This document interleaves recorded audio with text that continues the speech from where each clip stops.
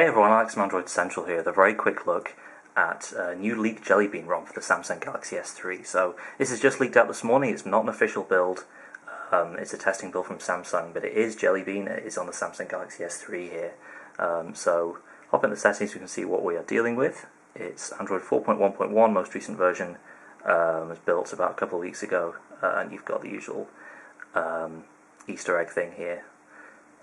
So in terms of actual features, there's not a whole lot of new stuff in here that S3 owners are going to want to play with. It's a fairly minor update for this phone. You've got the new notification stuff up here, and you can collapse and expand notifications like that. Also got the new clock setup up here, that's looking very nice. Other than that, it's the usual TouchWiz stuff up at the top, and this brightness bar as well. Heading back to the home screen, we can see how Google Now works on this phone. We've got this button that appears in the task switching area. So Google Now is on here, it is working, kind of. It's telling us we don't have the location service turned on, even though we do. So some of that's not quite functional. We do have the new voice-activated Google search, though. We can test that out. What's the weather like in Berlin? It's 23 degrees and mostly cloudy in Berlin. So there we go, that's working fine. In terms of overall performance, not a huge difference from ICS. I mean, the S3 was very quick on ICS anyway, so not too surprising to see that there's not much room for improvement in terms of overall butteriness on this phone. Some of the transitions do seem a little bit quicker, like hopping in and out of the app drawer, so there is that. But on the whole, the S3 is already a very fast phone, and Jelly Bean doesn't bring a huge change in that respect.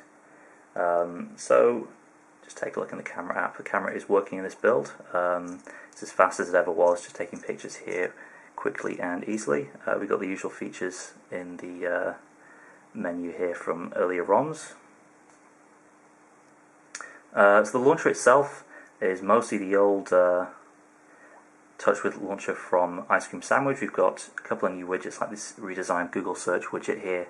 But the new features like moving icons out of the way when you place down a widget, that's not there yet. Not sure if that'll be there in the finished ROM, but it's certainly not present in this pre-release version.